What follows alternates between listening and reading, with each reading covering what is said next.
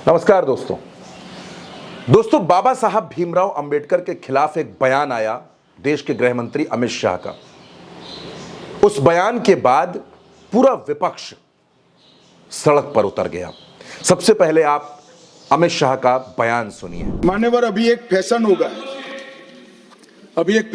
है अंबेडकर अंबेडकर अंबेडकर अंबेडकर अंबेडकर अंबेडकर। इतना नाम अगर भगवान का लेते हैं तो 7 जन्मों तक स्वर्ग मिल जाता। अच्छी बात है ना, सुनिए तो। दोस्तों यही वो बयान है जिस पर नाराजगी बढ़ गई। राहुल गांधी, प्रियंका गांधी, अखिलेश यादव, पूरा विपक्ष नाराज हो गया। लंबा प्रदर्शन देखने को मिला। संसद के अंदर, संसद के बाहर, सड़क पर, हर जगह बड़ा विरोध प्रदर्शन देखने को मिला। बाबा साहब के अपमान का मसला अभी थमा नहीं था कि राजस्थान से आने वाले केंद्रीय मंत्री अर्जुन राम मेघवाल ने मीराबाई का अपमान कर दिया। अर्जुन राम मेघवाल ने मीराबाई पर क्या कहा वो भी आप सुनिए। आज के इस वीडियो में दोस्तों आपको पूरी हकीकत बताऊंगा कि आखिर किस तरह से अपमान किया जा रहा है हमारे देश के, हमारे पूर्वजों का, साधु संतों का और उन लोगों का जिन्होंने हमको आजादी दिलाई, जिन्होंने हमको संविधान का अधिकार दिया। आप पहले अर्जुन राम मेघवाल की बात सुनिए। इस संबंध में एक सुनाना चाहता हूं। मीरा मेड़ता जन्मी, शादी चित्तौड़ की, और हम सब इतिहास में ऐसा पढ़ते हैं कि मीरा के पति ने उसको तंग किया। ऐसा नहीं है। मीरा का पति 1 साल जिंदा रहे। खानवा के युद्ध में उनकी डेथ हो गई। उसके बाद मीरा के पति की डेथ होने के बाद जो उनका देवर राणा बना, उसने जब मीरा को कहा मेरे से शादी करो, यहां झगड़ा शुरू होता है। और जो राणा तंग करता है वो देवर होता है। इतिहास में कई चीजें लिखी कुछ अलग तरह से रहती है, तो उसका संशोधन भी स्वामी जी ऐसा कहते रहते हैं हमें, सुविधानंद जी के, संशोधन भी अपने को ही करना और तो कौन करेगा। और अब दोस्तों इसके बाद क्या हुआ? इसके बाद पटना में पूर्व प्रधानमंत्री अटल बिहारी वाजपेयी की जयंती के मौके पर, उनकी 100वीं जयंती के मौके पर कार्यक्रम का आयोजन था। उस कार्यक्रम में भजन गायिका, भोजपुरी सिंगर, बहुत मशहूर सिंगर हैं देवी को आमंत्रित किया गया। आमंत्रित किया अश्विनी चौबे ने, पूर्व केंद्रीय मंत्री। देवी कार्यक्रम में आई तो उनसे कुछ भजन सुनाने को कहे गए, तो देवी ने भजन सुनाना शुरू किया, रघुपति राघव राजा राम। लेकिन उस भजन पर विवाद हो गया। सबसे पहले आप सुनिए कि देवी ने किस तरह भजन सुनाया और उस पर किस तरह से विवाद होने लगा। रघुपति राघव राजा राम, पतित पावन सीताराम। ईश्वर अल्लाह तेरो नाम, सबको सन्मति दे भगवान। अल्लाह तेरो नाम, सबको सन्मति दे भगवान। ईश्वर अल्लाह तेरो नाम, सबको सन्मति दे भगवान। अब दोस्तों जब देवी ने यह भजन सुनाया तो उसके बाद लोग नारेबाजी करने लगे, जय श्री राम चिल्लाने लगे, और देवी को उस मंच पर माफी मांगनी पड़ी। उनको कहना पड़ा कि अगर किसी की भावनाएं आहत हुई हैं तो मैं माफी मांगती हूं। देवी ने माफी मांगी वहां पर। देखिए,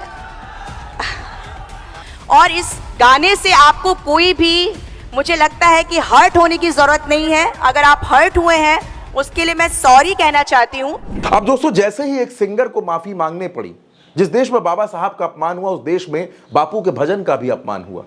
रघुपति राघव राजा राम, पतित पावन सीताराम, ईश्वर अल्लाह तेरो नाम, सबको सन्मति दे भगवान, ये हर कोई सुनता है, हर कोई गाता है।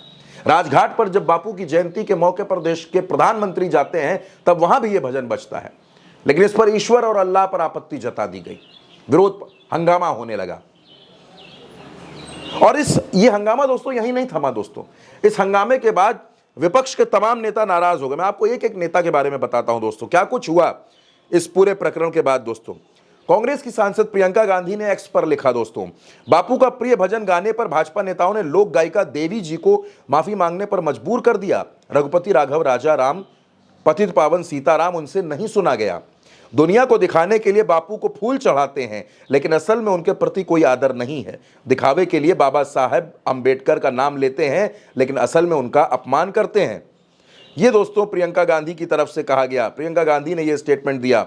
और इसके अलावा दोस्तों मैं आपको बताता हूं कि लालू प्रसाद यादव ने क्या कहा, संघियों और भाजपाइयों को जय सियाराम जय सीताराम के नाम एवं नारे से शुरू से ही नफरत है, क्योंकि उसमें माता सीता का जयकारा है। ये लोग शुरू से ही महिला विरोधी हैं तथा जय श्री राम के नारे के साथ आधी आबादी महिलाओं का भी अपमान करते हैं। दोस्तों, इसके अलावा तेजस्वी यादव, बिहार के पूर्व उप मुख्यमंत्री तेजस्वी यादव ने लिखा कि बिहार में नीतीश जी के अनैतिक राज में महात्मा गांधी जी और माता सीता का नाम लेना अब अपराध हो गया है। बीजेपी नीतीश कुमार को अपदस्थ करने से पूर्व उनके अभी तक के सभी कथित सामाजिक व वैचारिक ढोंग और ढकोसलों को उजागर करती रहेगी। दोस्तों, ये प्रतिक्रिया आई तमाम नेताओं की तरफ से, और जब यह खबर ज्यादा बड़ी हो गई, जब इस खबर पर विवाद मच गया, तो हमने यानी उल्टा चश्मा यूसी ने यह प्रयास किया लोक गायिका देवी से बात करने का। हमने लोक गायिका देवी से बात की, उनका पक्ष जाना। तब उन्होंने कहा, उन्होंने अपनी पूरी बात रखी। उन्होंने कहा कि वो माफी नहीं मांगना चाहती थी, वो बिल्कुल नहीं चाहती थी कि माफी मांगे, लेकिन वहां ऐसी स्थिति थी कि लग रहा था जैसे कुर्सियां टूट जाएंगी, मारपीट हो जाएगी, और इसी वजह से उन्होंने माफी मांगी, बेमन माफी मांगी। आप देवी की बात सुनिए दोस्तों पहले। तो मुझे लगा कि इस ओकेजन पे रघुपति राघव राजा राम ये गाना बहुत ही सुटेबल होगा, क्योंकि ये महात्मा गांधी जी का प्रिय भजन है। तो मैंने ये गाना शुरू किया। तो ये गाना गाने के बाद जैसे ही ईश्वर अल्लाह तेरो नाम, तो कुछ लोग अल्लाह के नाम पे मतलब हल्ला मचाने लगे, और वो इतना अनएक्सपेक्टेड था। मुझे कुछ समय लग गया इस बात को समझने में कि आखिर ये हंगामा क्यों हो रहा है। मतलब इस गाने पे किसी को आपत्ति हो सकती है, ये मतलब मेरी कल्पना से परे की बात है। फिर क्या हुआ कि सारे जो नेता लोग जो मंच पे बैठे हुए थे, वो लोग भी हरकत में आ गए। उन लोगों को भी लगा कि भाई किस तरह से मामलों को शांत किया जाए, क्योंकि वो लोग शांत होने का नाम ही नहीं ले रहे थे। इवन बीच में ही मुझे गाना रोकना पड़ा। और फिर बहुत सारे बुजुर्ग लोग वहाँ उपस्थित थे। मुझे भी ऐसा लग रहा था कि ऐसा ना हो कि मेरी मतलब प्रोग्राम ज़्यादा बिगड़ जाए, कुर्सियाँ टूटने लगे, लोग मारपीट करना शुरू कर दें। तो फिर कुछ लोग आए मेरे पास, उन्होंने कहा कि ऐसा कीजिए, कुछ सॉरी जैसा बोल दीजिए, ताकि लोग थोड़ा-सा शांत हो जाएँ। तो लोगों को शांत करने के लिए मैंने मतलब मैं सॉरी कहना नहीं चाहती थी, क्योंकि मुझे पता था कि ये गाने में कुछ ऐसा है ही नहीं जिससे कि सॉरी कहा जाए। लेकिन फिर भी मुझे लगा कि अश्विनी चौबे जी हैं और इतने सम्मान के साथ उन्होंने मुझे आमंत्रित किया है। मंच पे जो घोषणा कर रहे थे अरिजीत शाश्वत जी, जो कि अश्विनी चौबे जी के सुपुत्र हैं। उन्होंने मुझे जी। बहन कह के मंच पे बुलाया, और इस तरह की घटना अचानक शुरू हो गई। तो फिर मैंने कहा कि ठीक है, आपको इस बात मतलब इस गाने में कोई हर्ट होने वाली बात नहीं है, लेकिन अगर आप लोग हर्ट हो रहे हैं, तो मैं आप लोगों को सॉरी बोलती हूँ। फिर मैंने उन लोगों को सॉरी भी बोला, लेकिन उसके बावजूद भी वो लोग हंगामा करते ही जा रहे थे। दोस्तों, इस पूरी खबर के बाद हमने लोक गायिका देवी से फिर सवाल पूछा कि क्या वो जो घटना हुई वो उसके साथ है। देवी ने कहा, बिल्कुल नहीं, हम इस घटना के साथ नहीं, हम कलाकार हैं, हमारे लिए सब एक समान है और हम ये भजन गाते रहेंगे। देवी ने ये भजन फिर से सुनाया दोस्तों।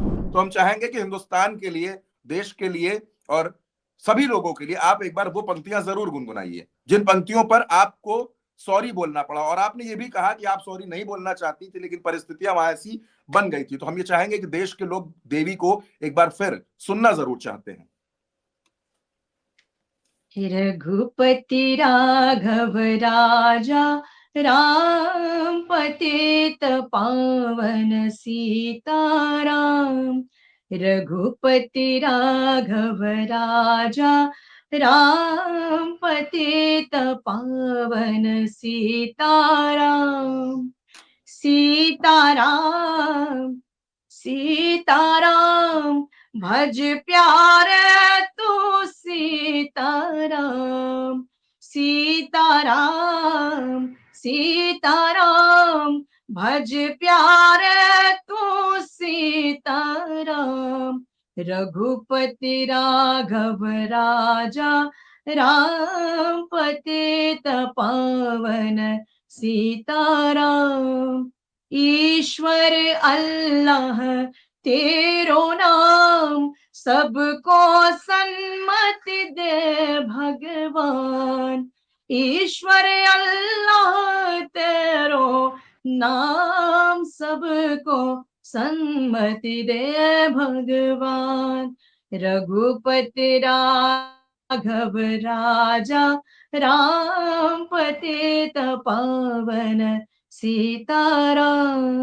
दोस्तों, जाहिर सी बात है कि भारतीय जनता पार्टी या उसके नेता चाहे जितनी कोशिश कर लें बाबा साहब का अपमान करने की, बापू का अपमान करने की, इस देश की जो एकता है उसको तोड़ने की कोशिश कर लें, लेकिन देश में आज भी वो लोग मौजूद हैं जो इस देश की अखंडता को टूटने नहीं देंगे।